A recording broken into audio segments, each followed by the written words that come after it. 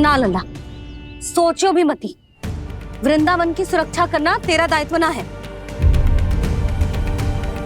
तुझे और कोई संकट का सामना करने की आवश्यकता ना है। अभी तो मेरी पीड़िता का हरण कर रही थी, अचानक से क्या हो गया मैया को?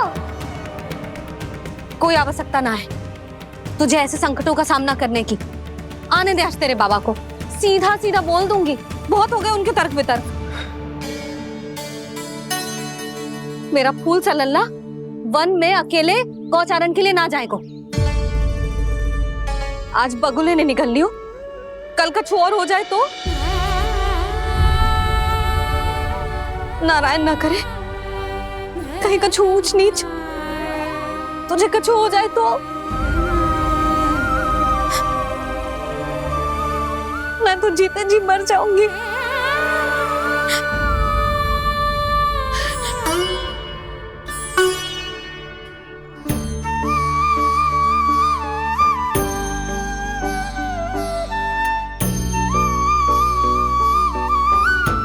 वीर लल्ला की वीर मैया इतनी से बात तो रोती है क्या?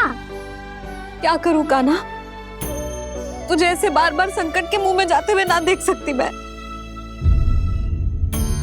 तो फिर मैया मैं वचन देता हूँ, आज के बाद मैं गौचारण के लिए तभी जाऊंगा जब आप आज्ञा दोगी। पक्का? छल ना करेगा ना मेरे साथ? मैंने कब छल करो मैया? अच्छा ठीक है, ना करूँ छल। यदि आपसे पूछे बिना बाहर निकलो तो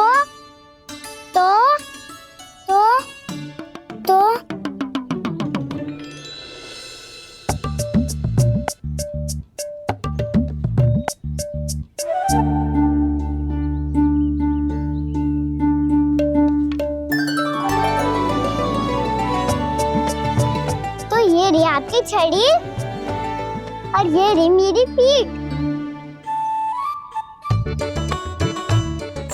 देना तापर तोड़।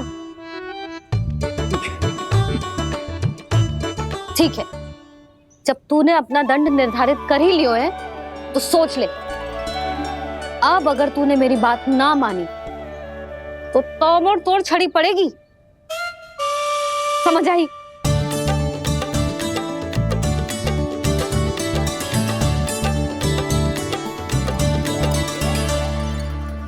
अच्छा ही है कि कान्हा कुछ दिन घर ही रहे। आज वन में जो हुआ है अवश्य कंस ने ही करवाए हुए वो सब।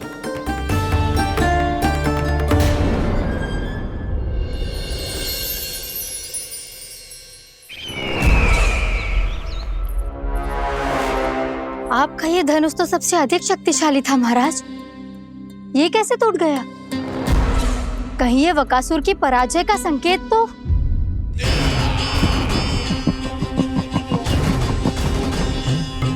प्राप्ति, लगता है तुम्हें शुभ समाचार मिला नहीं।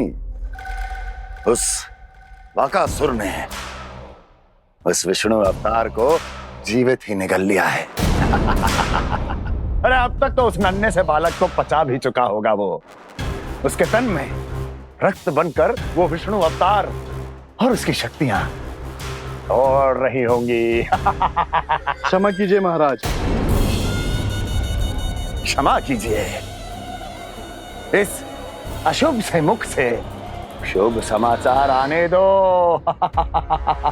माथे के बल को ढीला करो, चेहरे पर मुस्कान लाओ और कहो, महाराज,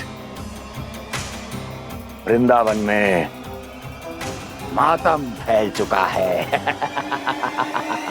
मैं ऐसा ही करता महाराज, यदि सूचना सत्य होती तो।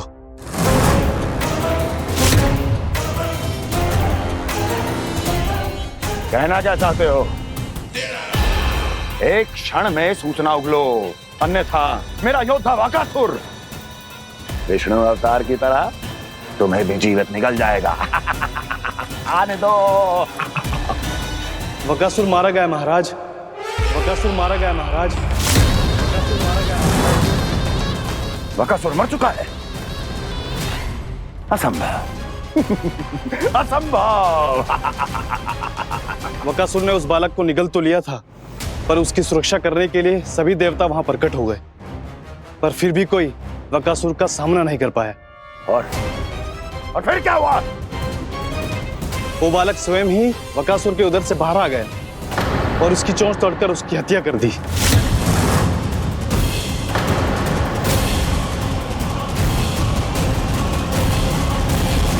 वन में वकासुर की चोंच टूट गई और यहाँ आपका ये धनुष।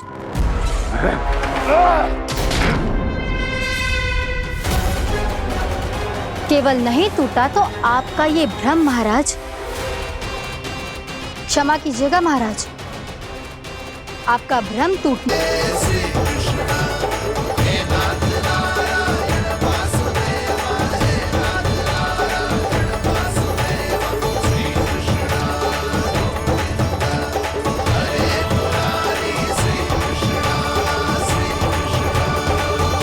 प्रणाम पूर्णमासी।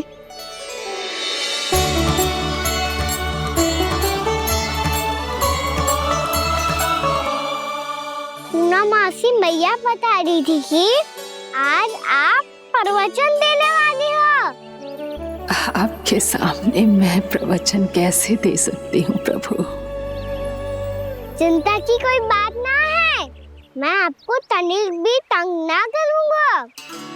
चुपचाप आपसे गंगा जल की महत्व की कथा सुनूंगा। गंगा जल की कथा? वहाँ का ना चतुराई दिखाई दी। आप सब खड़े क्यों हो? बैठो।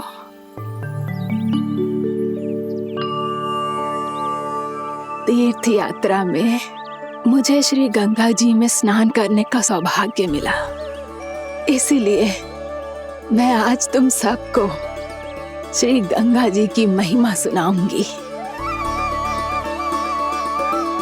एक दिन भगवान श्री नारायण के वाहन श्री गरुड़ देव ने गंगा के किनारे एक सांप को पकड़ा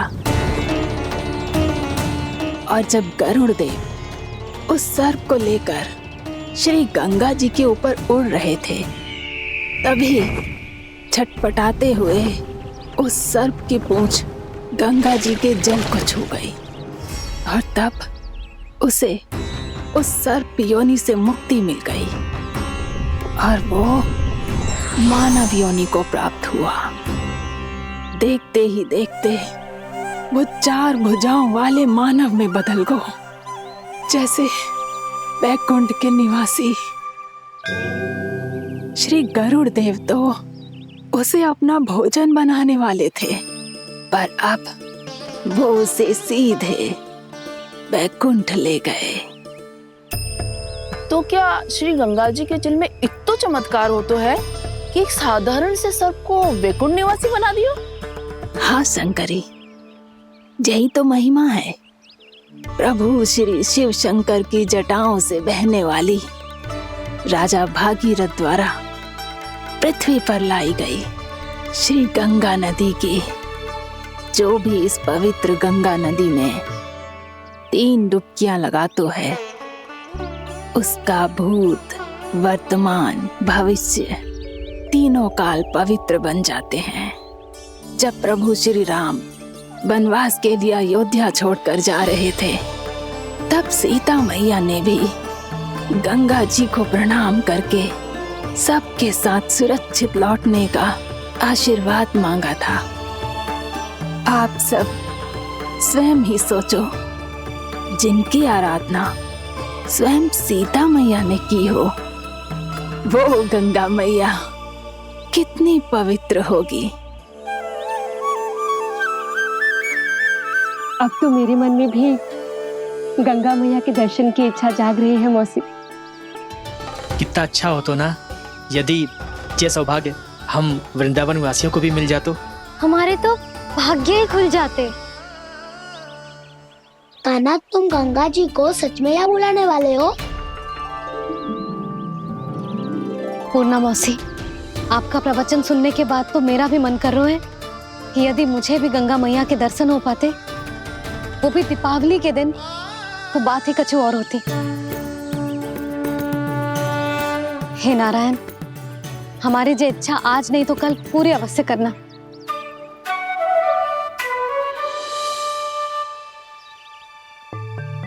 यदि आप सब लोग इतना ही उत्साहित हैं गंगा जी के दर्शन के लिए, तो मैं तीर्थ यात्रा की तैयारी करवाता हूँ।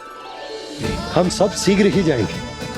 बोलो गंगा मैया की, बोलो गंगा मैया की। बाबा, मैया तो कल ही गंगा जी में स्नान करना चाहती है, दिवाली के अवसर पे। कान्हा, कल की कल तो असंभव है, जे ना हो पाएगा। अपनी मैया की इच्छा पूरी करना हर लल्ला का कर्तव्य होता है ना। मैं कल ही इन्हें गंगा जी के पास ले जाऊंगा। जिस भी गंगा स्नान करना हो, कल सुबह मेरी और मैया के साथ चल पड़ना।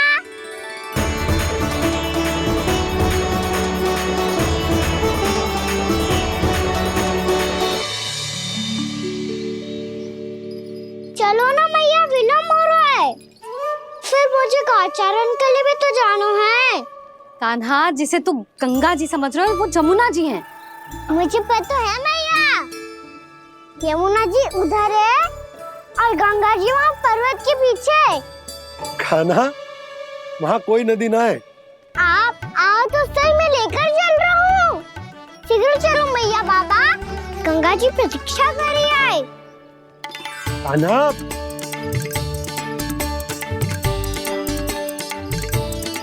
मैं दरवाजा बंद कर देता हूँ। ये क्या कर रहे हो? दीपावली का उत्सव है, आप द्वार क्यों बंद कर रहे हो जी? अब जो बंसी को बताया वो आपको भी बताना पड़ेगा क्या? दीपावली के दिन कोई द्वार बंद करते है, लक्ष्मी जी कैसे प्रवेश करेंगी? और उनके स्वागत के लिए जो इतना सब करो है मैंने, उसका क्या अर्थ रह जाएगा? समृद्धि की देवी का आशीर्वाद चाहिए कि ना?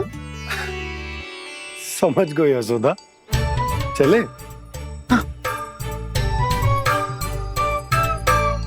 आपके प्रिय आम के पत्ते और गेंदे के फूलों का तोरण लगाकर, आपके पदचिन्ह बनाकर, आपके लिए घर द्वार खुले रखकर, अब आप बताइए देवी, क्या पूजा के समय आप वहां पधार कर उन्हें आशीर्वाद देंगी? मैं वहां अवश्य जाऊंगी प्रभु, किंतु आशीर्वाद देने नहीं, लेने, मैया यशोदा का आशीर्वाद लेने। कान्हा, कान्हा, रुक, हमारी प्रतीक्षा तो कर। अरे नाना, मैया को प्रतीक्षा न करना चाहिए। आप दोनों शीघ्र आओ।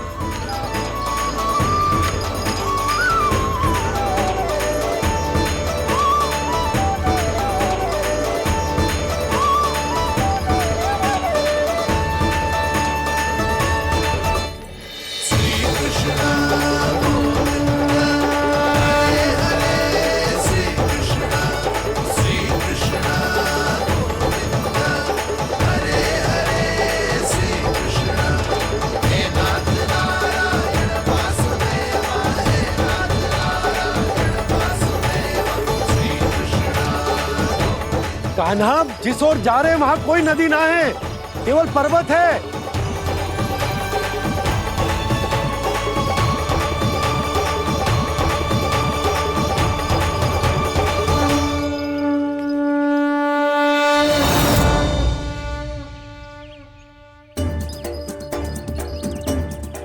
हे गंगा देवी, आप मुझसे मिलने की इच्छुक है और मुझे भी जीव हत्या का पाप धोने के लिए आपके पवित्र जल की आवश्यकता थी।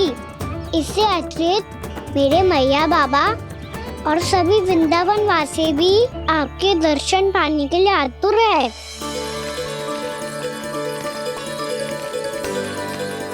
कृपया हमारे वृंदावन में पधारिए गंगा देवी। कृपया हमारे वृंदावन में पधारिए गंगा देवी। पधारिए गंगा देवी। पधारिए गंगा देवी। जो गंगा मेरी जटाओं से बहती है, आज वही गंगा वृंदावन में बहेगी। जो गंगा मेरी जटाओं से बहती है, आज वही गंगा वृंदावन में बहेगी। आज वही गंगा वृंदावन में बहेगी।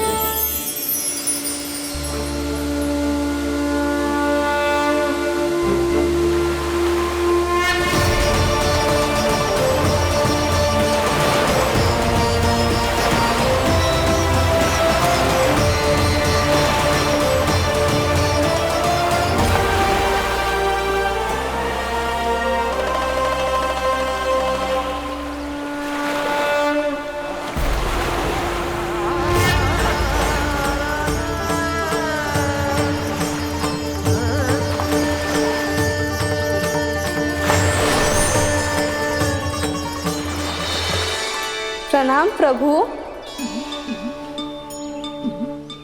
आपने मुझे यहाँ आमंत्रित किया, अपने परम पवित्र रूप के दर्शन दिए। आपको बहुत बहुत धन्यवाद प्रभु। देवी गंगा के इस रूप को मेरे सखा श्री कृष्ण ने अपनी कल्पना अपने मन से उत्पन्न किया है, इसीलिए आज से इसे मानसी गंगा के रूप में जाना जाएगा। इसे मानसी गंगा के रूप में जाना जाएगा। वृंदावन में आपका स्वागत है मानसी गंगा। नहीं देवी, मुझे प्रणाम मत कीजिए। आपको तो मुझे आशीर्वाद देना है, नहीं तो मैया के सामने मेरा पेट खुल जाएगा।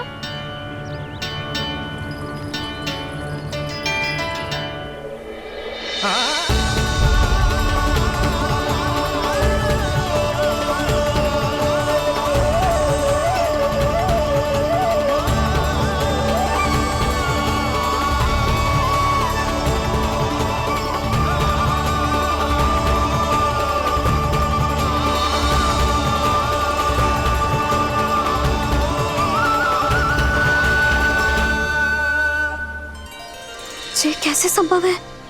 श्री नारायण चाहे तो सब कुछ संभव है। प्रभु की इच्छा के अनुसार मैं गंगा आज से मानसी गंगा के रूप में यही बहूंगी, ताकि सारे वृंदावन धाम के वासियों को मेरे जल में स्नान करने का फल मिल सके।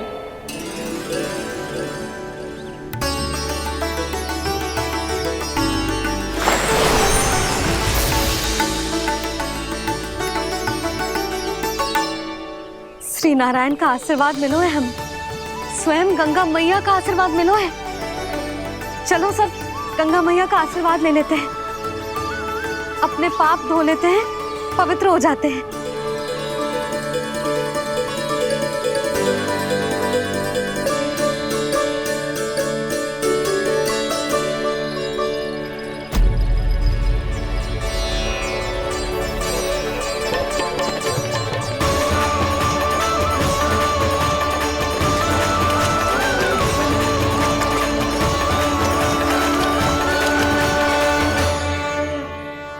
बस बहुत हो चुका है। हर बार मैं पराजित नहीं होऊंगा और हर बार उसे विजय नहीं होने दूंगा मैं।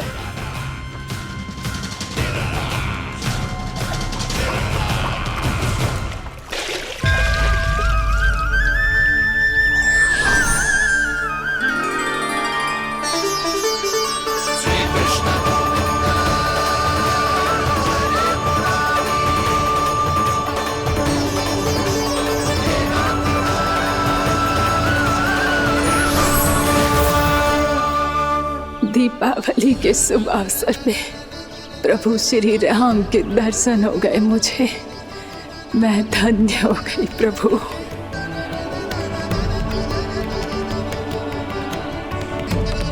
कल मैंने तुम में महादेव शिव शंकर को देखा और आज प्रभु श्री राम को देख रहा हूं। मैंने अपने भक्तों को उसी स्वरूप में दिखाई देता हूँ, वो मुझे देखना चाहते हैं और अपने शत्रुओं को दिखाई देता हूँ मैं भूत सपना के रूप में।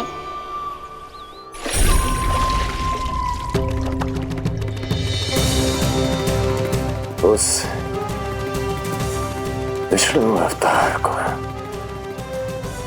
अपने मार्ग से हटाने के लिए कुछ भी कर सकता हूं मैं,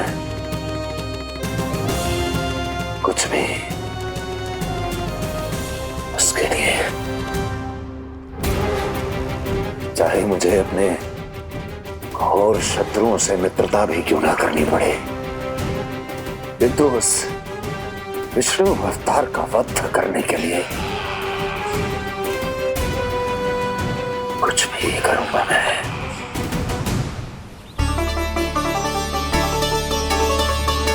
हमारा तो जीवन ही सफल हो गो मैया। सच्ची में कान्हा तू अद्भुत है। केवल अद्भुत ही ना लाली, मेरी मान तो स्वयं नारायण का स्वरूप है कान्हा। मानसी गंगा के बारे में कान्हा को कैसे पता चलू? क्या ये सच्ची में विशेष है, या फिर जैसा कि सब जन कह रहे हैं, कहीं सच्ची में जी श्री नारायण का ही स्वरूप तो ना है? संभालिए प्रभु, इससे पहले कि मैया का संदेह बढ़ जाए। मैया बहुत ठंडी लग रही है, बहुत ठंडा लग रही है।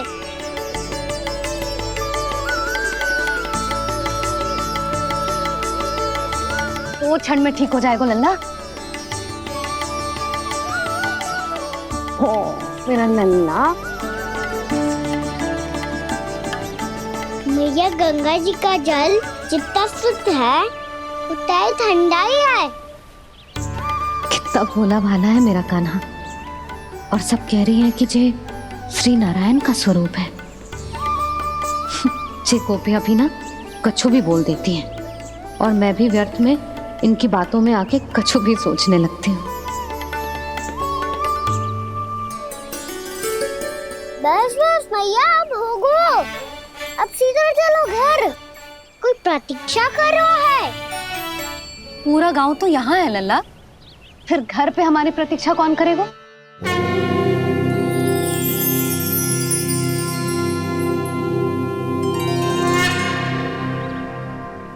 बोल ना, कौन प्रतीक्षा कर रहा है? वही जिनके लिए आप द्वार खुला छोड़ के आए हो। मैया लक्ष्मी।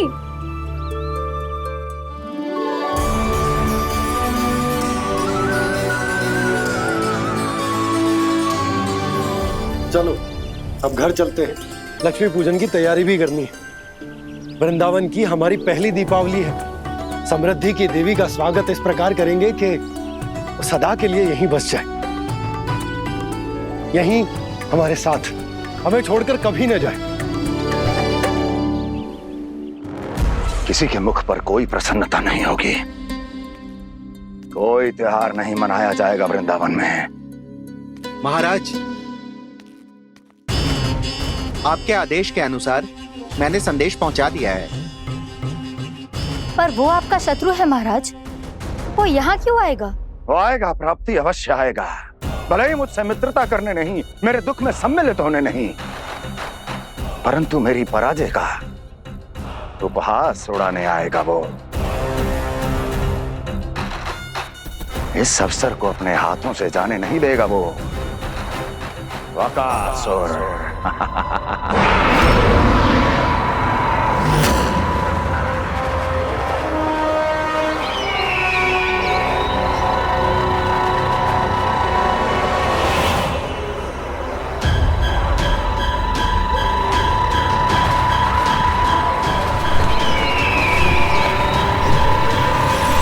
मैंने कहा था ना प्राप्ति,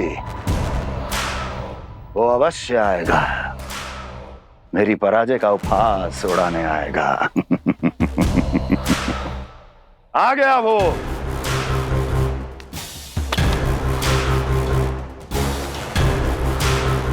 महाराज, ये क्या कर रहे हैं आप? शत्रु है वो प्राप्ति, महल में भेंट करने नहीं आएगा। मुझे ही जाना होगा किसी ऐसे स्थान पर जहां उसे यह विश्वास हो जाए कि मैं अकेला हूं, तभी तो मुझे घेरने का प्रयास करेगा वो। चमत्कार ही तो है जी। दीपावली के दिन गंगा मैया के दर्शन हो गए, इससे शुभ और क्या हो सकता है?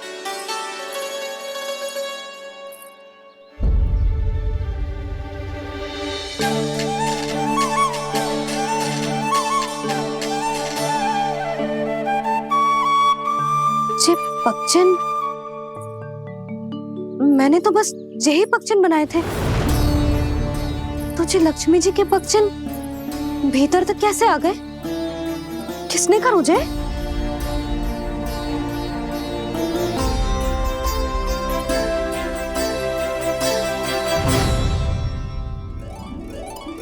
इसका अर्थ तो ये है ना कि लक्ष्मी जी सच्ची में हमारे घर पधारी है। कितना अच्छा होता जी यदि हम यही होते, उनका स्वागत करते, उनकी पूजा करते, प्रसाद चढ़ाते और उनकी सेवा का सौभाग्य मिल जाता।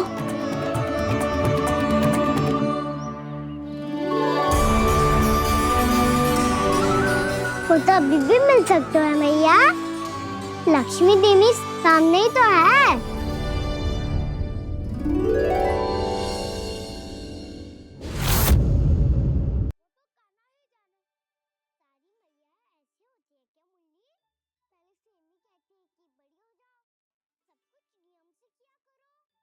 चाहे जितना भी स्वांग करने लगे,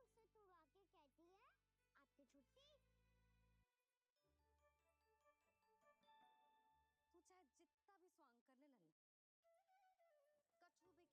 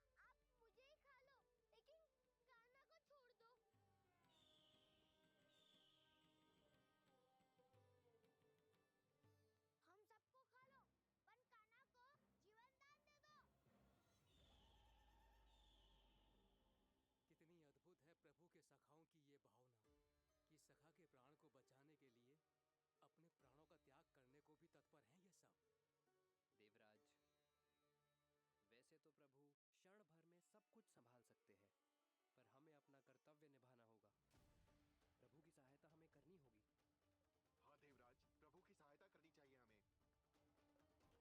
पर हमें अपना कर्तव्य निभाना होगा। प्रभु की सहायता हमें करनी होगी। हाँ देवराज, प्रभु की सहायता करनी चाहिए हमें। स्वयं नारायण की कृपा है हमारे मित्र पर, उसे छोड़ दो, अन्यथा देवता तुम्हें नहीं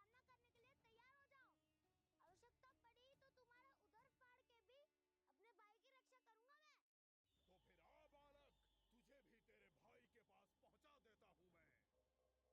के आने की प्रतीक्षा नहीं करूंगा। मेरे भाई को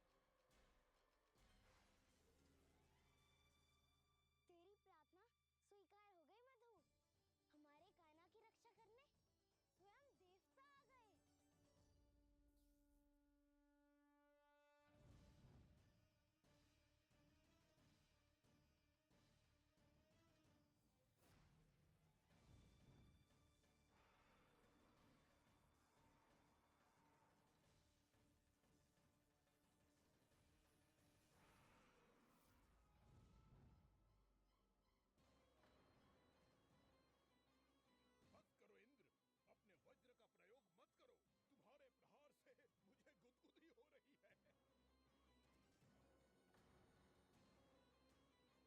तो फिर आ बालक, तुझे भी तेरे भाई के पास पहुंचा देता हूँ मैं। प्रयास करके तो देखो दोस्त, तुम्हारे चोंच के टुकड़े टुकड़े ना कर दिए तो मेरा नाम भी बलराम नहीं, तेरी प्रार्थना स्वीकार हो गई मधु।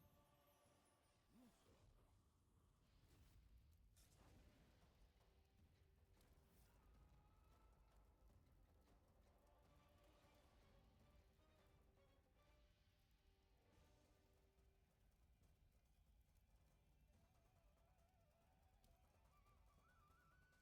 रक्षा करने स्वयं देवता आ गए। करो इंद्र, अपने वज्र का प्रयोग मत करो।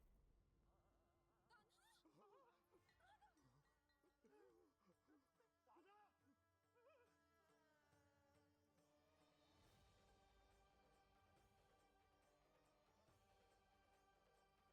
बड़ो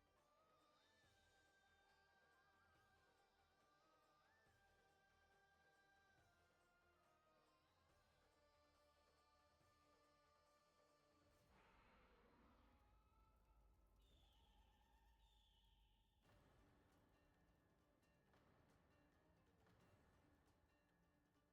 पंछी नहीं, वो राक्षस कान्हा को निगल गया। कान्हा! की जठराग्नि भी तुम्हारी ज्वाला से अधिक तीव्र है अग्निदेव। अब यम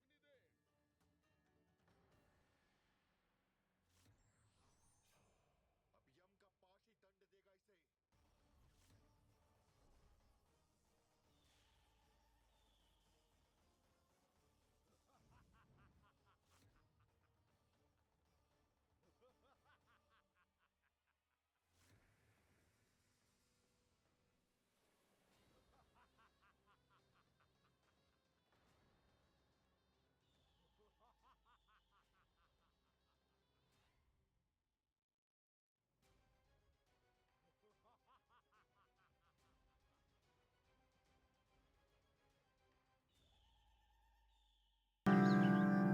प्रभु मेरी पूजा करेंगे? मैया की इच्छा तो यही है। पर आप मेरी पूजा कैसे कर सकते हैं प्रभु? आप मेरे स्वामी हैं। आपकी पूजा करना मेरा धर्म है। नहीं प्रभु, यह अनुचित होगा। मैं आपसे मेरी पूजा नहीं करवा सकती।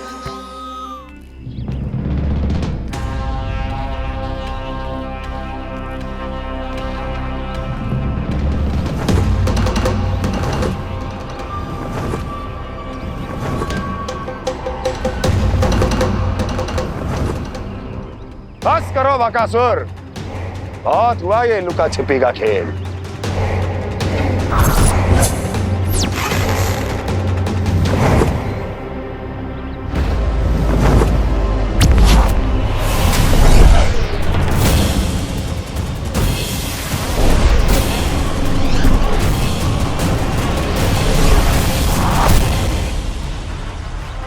प्रणाम कंस। छिपे रहकर दूर से ही प्रणाम करोगे? सामने आओ बकासुर।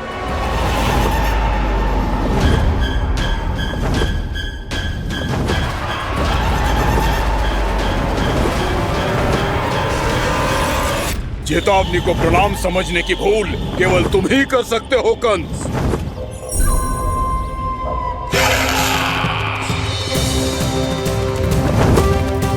अनगिनत युद्ध करने के बाद भी जिसने पराजय का कड़वा स्वाद न चखा हो, उस अपराजय विजेता का अपमान करने की मूर्खता केवल तुम ही कर सकते हो बकासुर। अपने दिव्य अस्त्रों से किसे भयभीत कर रहे हो कंस? उसे जिसे संपूर्ण देवता भी मिलकर परास्त नहीं कर पाए थे। समय के साथ तुम्हारी स्मरण शक्ति पर धूल लग गई है बकासुर। भूल गए हो तुम अभी कुछ ही क्षण पहले जिस दिव्य अस्त्रधारी का तुम उपहास उड़ा रहे थे, उसी ने परास्त किया था तुम्हें। उस दिन तुम्हारे प्राण देह के इस बंधन से मुक्त हो जाते यदि तुम्हारी बहन पूतना ने तुम्हारे जीवन दान के लिए विनती न की होती तो यही स्मरण कराने के लिए बुलाया है मुझे? संधि करने के लिए बुलाया है। असंभव है ये। तुम्हारा मित्र वत्सासुर वीर गति को प्राप्त हो चुका है। जानते हो किसने की उसकी हत्या? तुम्हारे प्राणों की रक्षा करने वाली तुम्हारी बहन पूतना प्राण गवा चुकी है अपने। जानते हो किसने की उसकी हत्या? किसने मारा मेरी बहन को? किसने मारा मेरे मित्रों को? किसने बुलाई है अपनी मृत्यु? उसी ने जो मेरा भी शत्रु है। इसीलिए बुलाया है तुम्हें यहाँ पर संधि करने के लिए, प्रतिशोध का एक अवसर देने के लिए। तुम नाम बताओ उसका कंस। उस दुष्ट को कच्चा ही निगल जाऊंगा मैं। बोलो कौन है वो? एक बालक है, कृष्ण। किंतु वो एक विष्णु अवतार है बकासुर। किसी का भी अवतार क्यों ना हो, इसी क्षण से मैं हूं उसके काल का अवतार। तुम केवल इतना बताओ कि कहां मिलेगा वो? वृंदावन। वृंदावन।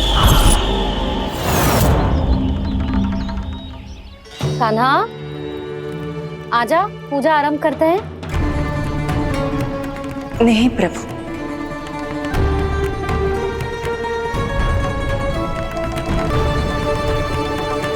क्या सोच रहे हो लल्ला? आजा।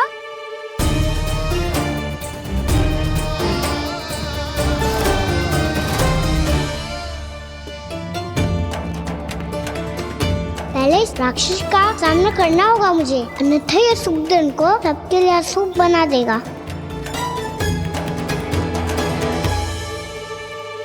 मैया, लक्ष्मी जी की पूजा से पहले सारे घर में दिए जलाकर उनका स्वागत करना चाहिए ना? कितना सयाना होगा मेरा लल्ला। चलो जी, दिए जलाए। आजा। प्रभु, मैं कुछ नहीं जानती। कोई भी योजना बनाइए, कोई उपाय निकालिए, पर आप मैया को मनाइए। आप मेरी पूजा नहीं कर सकते, ये शोभा नहीं देगा।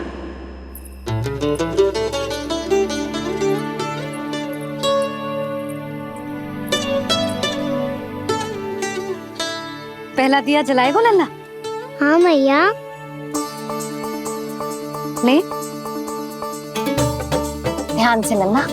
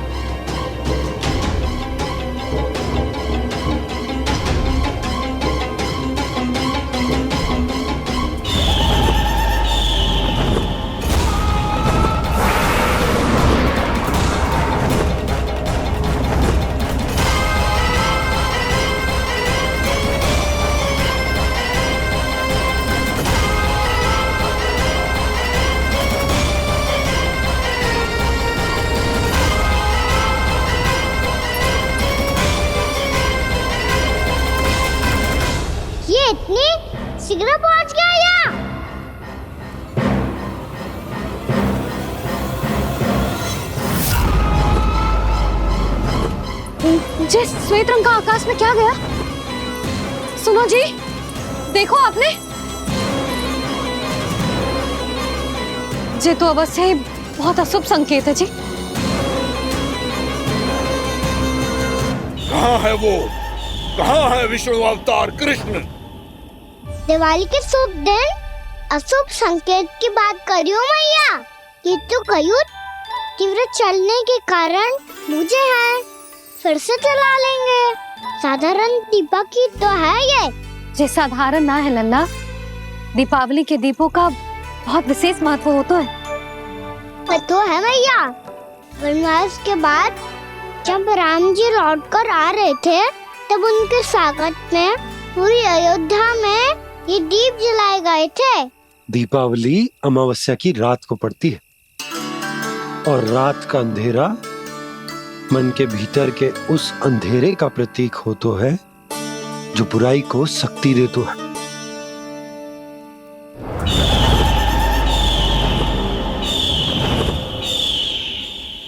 ये दीपक का तेल है ना, जे मन के विकारों का प्रतीक है, और जे बाती प्रतीक है हमारी आत्मा का। जब अमावस्या की अंधेरी रात में हम जो दीपक जलाते हैं ना, उसका अर्थ ये हो तो है, तो जे बाती अर्थात कि हमारी आत्मा भक्ति के ताप में तप कर इस तेल अर्थात हमारे मन के विकारों को जला देती और आत्मा शुद्ध होकर परमात्मा के साथ एक हो जाती और फैल जाता है दसों दिशाओं में अच्छाई, सुख, शांति और ज्ञान का प्रकाश। समझो? साधारण अर्थ में कहते हैं कि दीपावली की रात जो दीपक का प्रकाश होता है ना, वो रावण की बुराई पर राम जी की अच्छाई का, उनकी जीत का प्रतीक होता है। समझ गो मैया, सब समझ गो।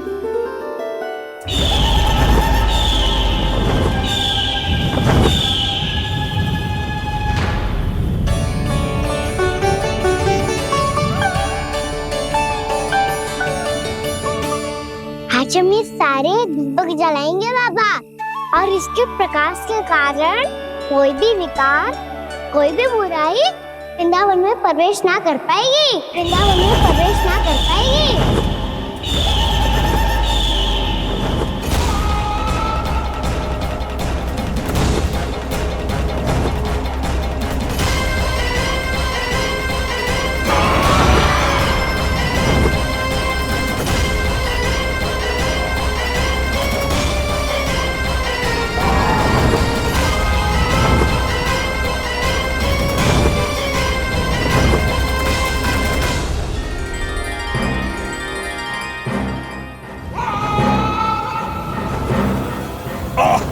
इतना तीव्र प्रकाश, इसके कारण तो कुछ देखना भी कठिन हो गया है।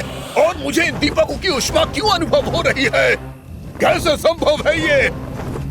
आज बुराई पर अच्छाई की विजय की रात है। आज वृंदावन के निकट आने का प्रयास भी ना करना बकासुर, अन्यथा इन दीपकों की लो तुम्हें जलाकर भस्म कर देगी। इन दीपकों की अग्नि तो सचमुच मुझे जला रही है।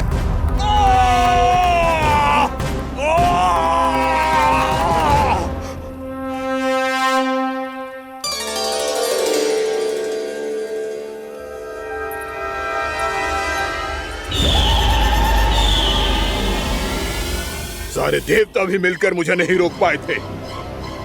इन नन्हे दीपकों में इतना सामर्थ्य कहां जो मेरे पांव को बांध पाए।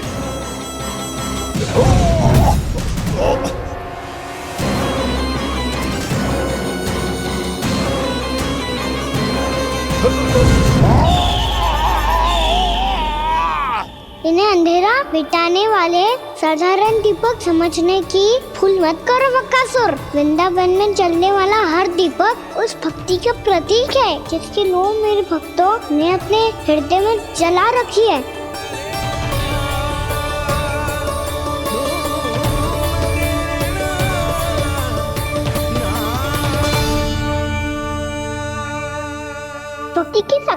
मानोगे तो रावण को भी हारना पड़ा था बकासुर, फिर तुम्हारा तो अस्तित्व क्या है?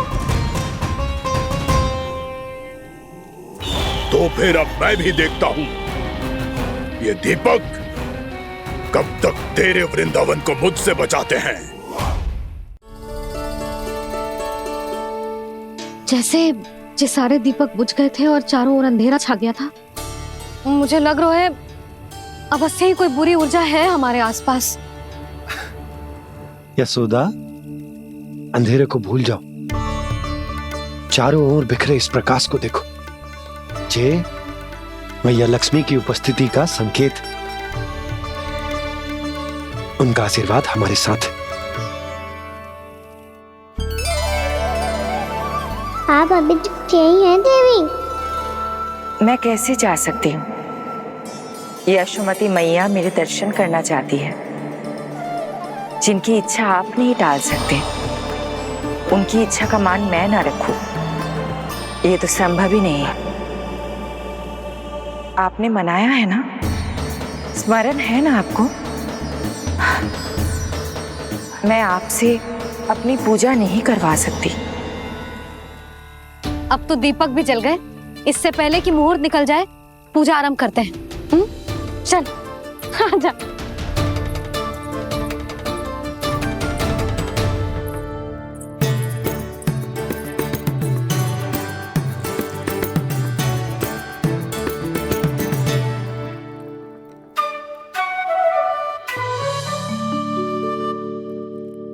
यदि हमारे आसपास कोई बुरी ऊर्जा ना है और यदि लक्ष्मी जी की कृपा सच्ची में हम पे है, तो जब तक हमारी पूजा समाप्त होगी ना कान्हा, तब तक इस केले के आगे का भाग अपने आप दब जाएगा।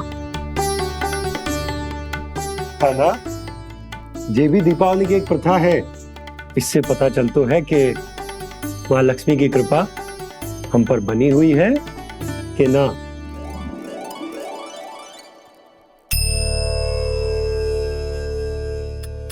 हे लक्ष्मी मैया, हम सबकी पूजा स्वीकार करो, आप हमें आशीर्वाद दो।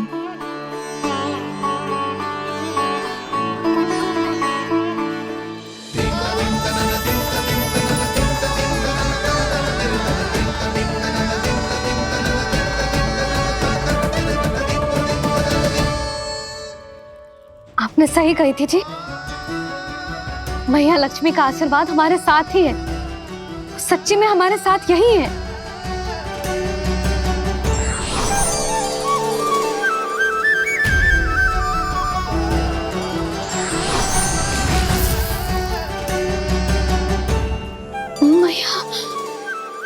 मैया लक्ष्मी ने साक्षात दर्शन दिए जी हमें। हाय यशोदा, मैया ने हमारी भक्ति स्वीकार कर ली।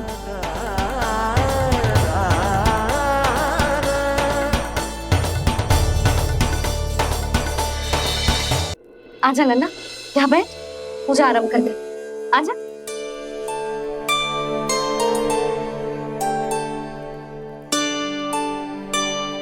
प्रभु नहीं, प्रभु क्या कर रहे हैं आप? कोई उपाय निकालिए, मैं आपसे अपनी पूजा नहीं करवा सकती। मैं मानती हूँ कि आप मानव रूप में हैं, पर फिर भी आप हैं तो मेरे स्वामी श्री नारायण के स्वरूप ही। आपसे पूजा करवाकर मैं उल्टी गंगा नहीं बहा सकी। जिन मैया की बात आप नहीं टाल पाए देवी, उनकी आज्ञा का पालन मैं ना करूं, ये कैसे संभव है?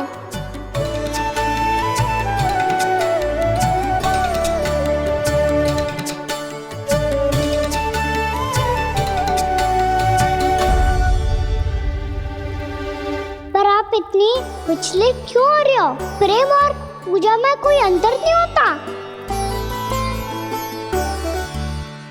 मैं कोई भी अवतार क्यों ना ले लूं, मेरा प्रेम तो सदा आपके साथ ही है। तो फिर मैं आपकी पूजा करूं या आप मेरी, इससे क्या अंतर पड़ता है?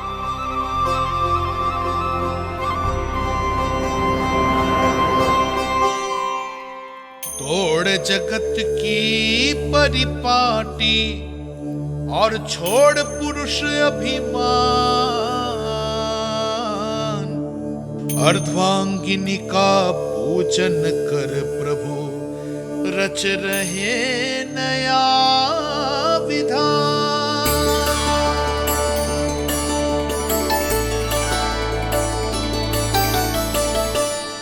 इस अवतार में मुझे आपका साथ कब मिलेगा प्रभु? विदर्भ के राजा भीष्मक की पुत्री रुक्मणी के रूप में शीघ्र ही आपका जन्म होगा। पर हमारे मिलन के लिए आपको थोड़ी लंबी प्रतीक्षा करनी होगी देवी, क्योंकि उसके पहले मुझे अपने अन्य दायित्व निभाने हैं और कंस के राक्षसों का सामना भी तो करना है।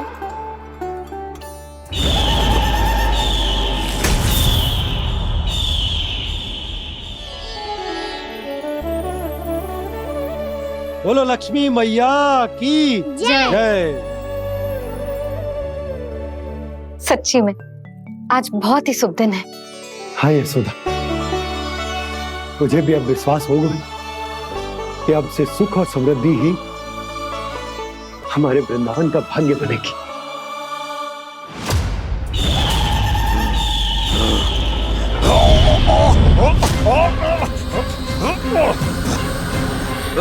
इन दीपकों का प्रकाश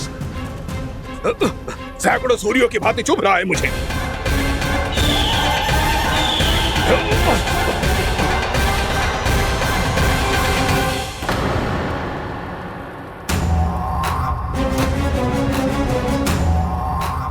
मैं भी बकासुर हूं, हार मानना तो मैंने सीखा ही नहीं। इसी वन में घात लगाकर बैठा रहूंगा। जैसे ही ये दीपक बुझेंगे मैं इस वृंदावन पर और उस विष्णु अवतार पर आक्रमण कर दूंगा। नहीं छोड़ूंगा उस मायावी कृष्ण को। उसने मेरी बहन पूतना का वध किया है। नहीं छोड़ूंगा उस मायावी कृष्ण को। नहीं छोड़ूंगा उस मायावी कृष्ण को। चाहे जितनी बार मेरा नाम जप लो बकासुर, इसका फल तो तुम्हें कल ही मिलेगा।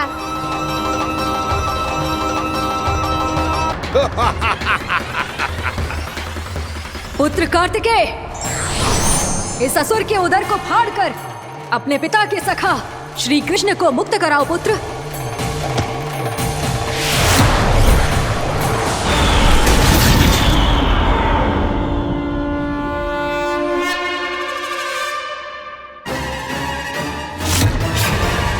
मैंने कहा था तुम में से कोई भी मेरा बाल भी बांका नहीं कर पाएगा। तुम देवताओं का तो सामर्थ्य ही क्या, स्वयं देवों के देव महादेव भी मेरा कुछ नहीं बिगाड़ पाएंगे। कृष्ण को अपने उदर में ही पचा जाऊंगा मैं।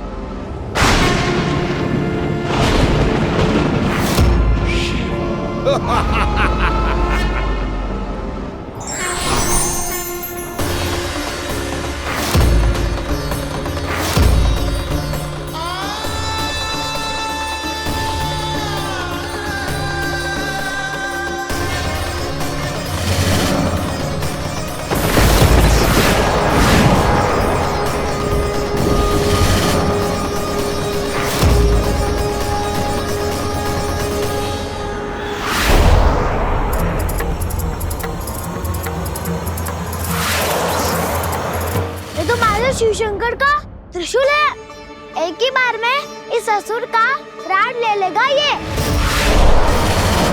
हाँ, महादेव का त्रिशूल।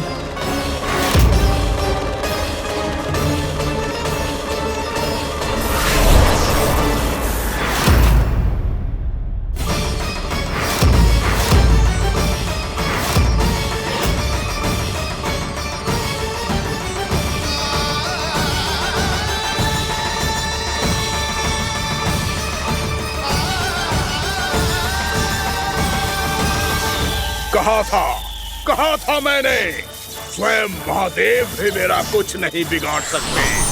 अजय हूं मैं, अजय।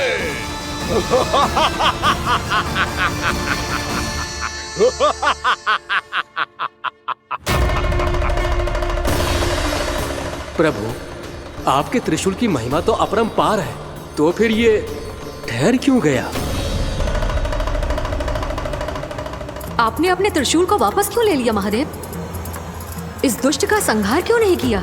क्योंकि इसकी मृत्यु मेरे हाथों नहीं, मेरे सखा नारायण के अवतार श्री कृष्ण के हाथों ही होगी, और यही विधि का विधान है। पर पिताजी, श्री कृष्ण तो इस असुर के उदर में फंसे हुए हैं, हम उन्हें मुक्त कैसे कराएंगे?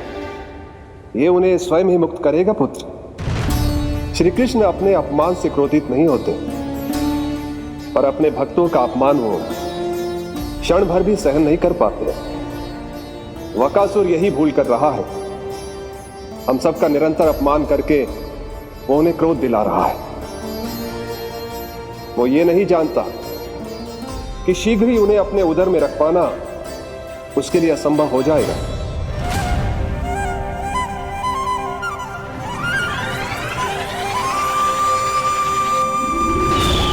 क्या हुआ महादेव, पराजित होकर भी मुस्कुरा रहे हैं? पर अब तो महादेव कहलाने के भी योग्य नहीं रहे आप। असफल देवताओं की इस अयोग्य सेना को लेकर चले जाइए यहाँ से। ना ये मेरा सामना कर सकते हैं और ना ही आप। मेरी शक्ति के सामने आप अक्षम हैं महादेव।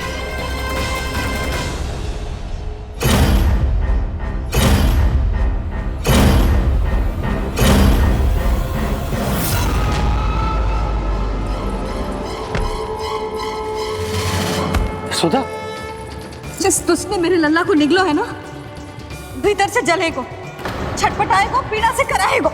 जिस दुष्ट ने मेरे लल्ला को निगलो है ना, भीतर से जलेगो, छटपटाएगो, पीड़ा से कराएगो। ये क्या हो रहा है मुझे?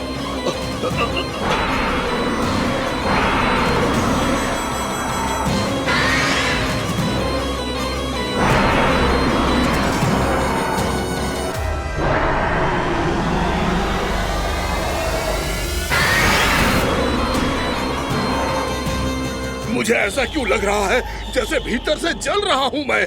ये क्या हो रहा है मुझे?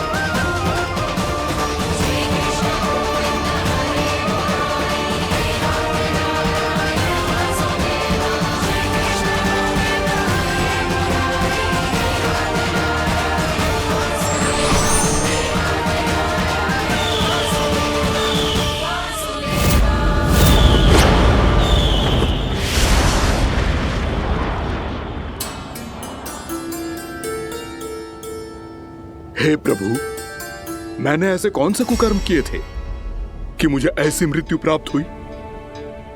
और ऐसे कौन से सुकर्म किए थे कि आपके हाथों से मुझे मोक्ष प्राप्त हुआ है प्रभु? में स्मरण करो, हे गिरीश की पुत्र वक्कासुर। स्मरण करो, कैसे अपने पिता की तरह अभिमान से भरे हुए थे तुम।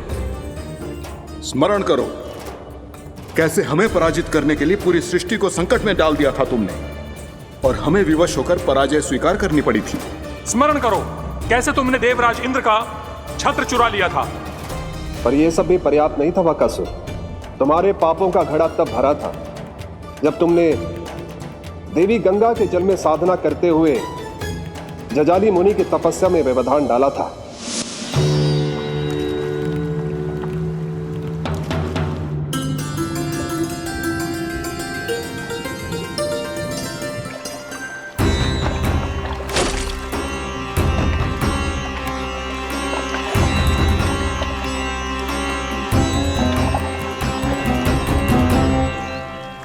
रुक क्यों गए चालक?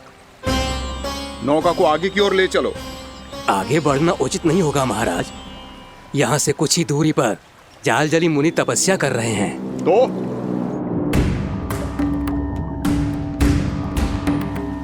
मेरे मत्स्य आखेट के क्षेत्र में इसने तपस्या करने की भूल की है। मेरे ही राज्य में मेरा कोई क्षेत्र मेरे लिए वर्जित हो, यह मुझे स्वीकार नहीं है। आपने पर्याप्त मत्स्य आखेट कर लिया है महाराज। यदि तुम इन मछलियों का आहार नहीं बनना चाहते हो, चुपचाप मेरी आज्ञा मानो। क्षमा, क्षमा महाराज।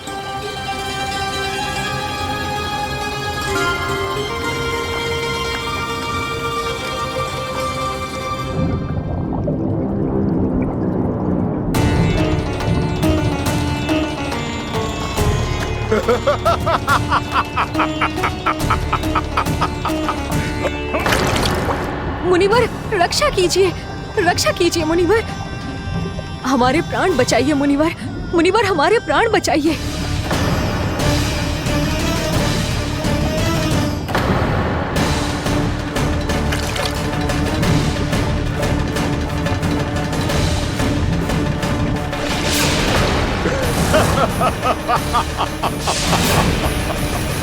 ठहर जाओ असुरराज,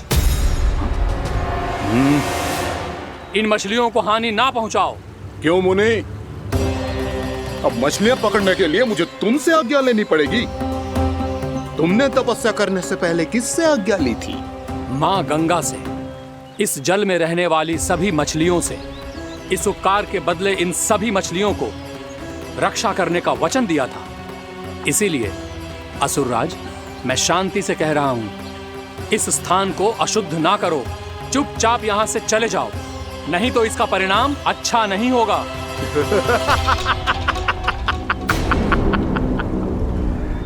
तुम जिन देवताओं की तपस्या कर रहे हो ना मुनि, उन्होंने भी मेरा कुछ नहीं बिगाड़ पाया था, और तुम मुझे धमकी देने का दुस्साहस कर रहे हो।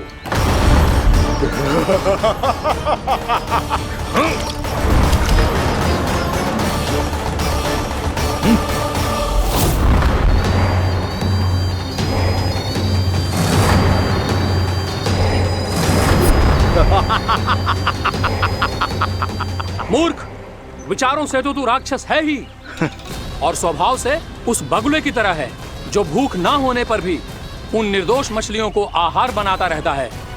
इसलिए अभी इसी क्षण से तू वकुला का जीवन जिएगा। ये मेरा श्राप है, ये मेरा श्राप है।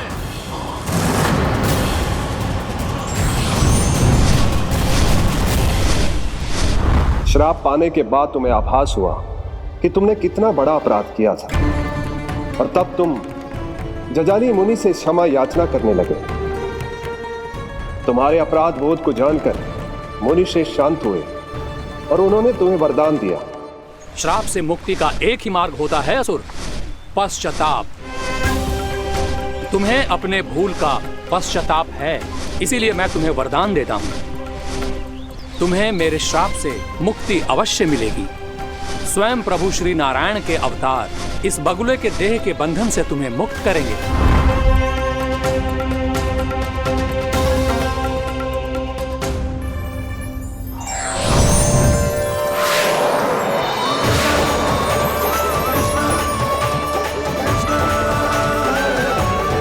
प्रणाम स्वीकार करें प्रभु।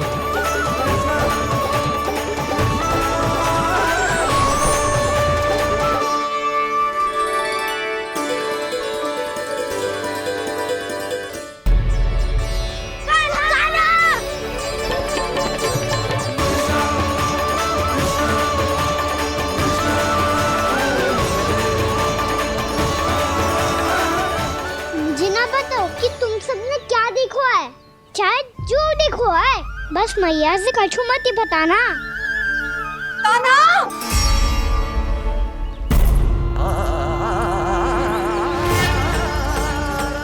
कान्हा! मेरा लल्ला!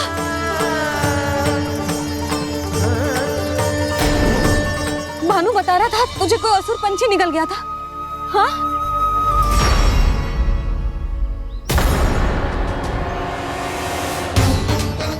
हे नारायण, ये क्या है?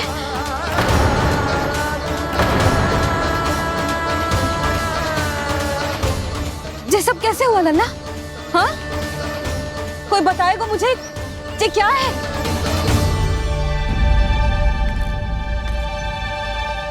श्रीधामा, मधुमंगल, चिची को सब कुछ बता दो। ये असुर पक्षी मुझे निगलने वाला था रानी भाभी, तभी अंतिम क्षण में कान्हा ने आके मुझे बचा लियो। और ये असुर पक्षी ने कही कि यह है वृंदावन का राजकुमार, नंदराज का लल्ला। इसके होते कोई भी वृंदावन वासियों को हानि ना पहुंचा सकते।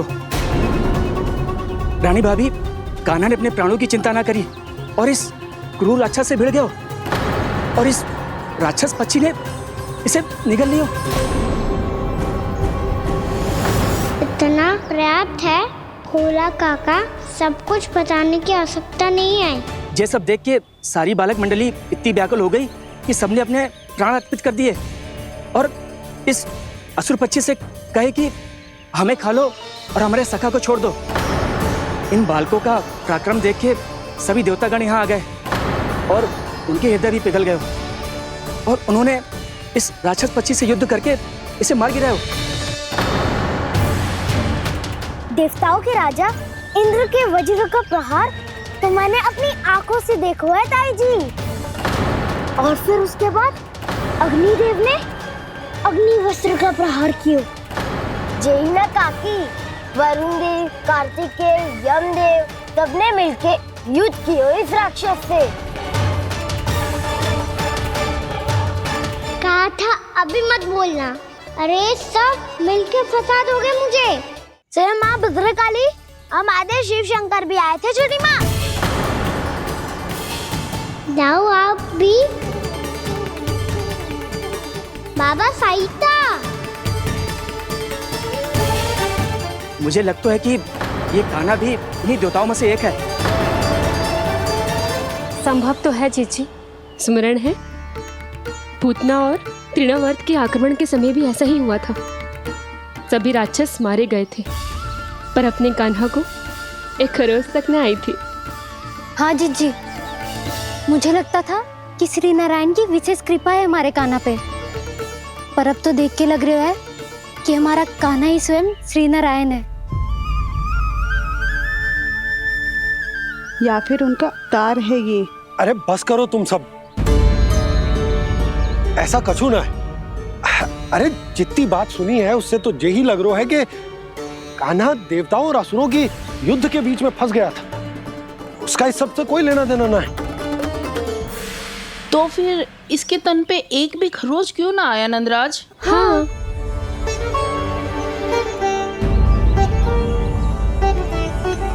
है काकी, खरच तो है।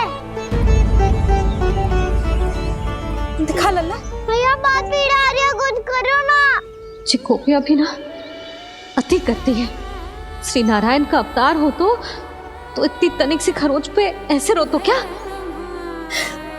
बस बहुत होगा। अब तो तुम सबने सीमा ही पार कर दी है। कभी से श्री नारायण बुलाते हो, कभी श्री नारायण का अवतार। तनिक कछु हो ना जाता है कि तुम सब कहानियां बुनने लगती हो। जे बस साधारण सा बालक है, मेरा लल्ला है जे, इसे भगवान मत ही बनाओ।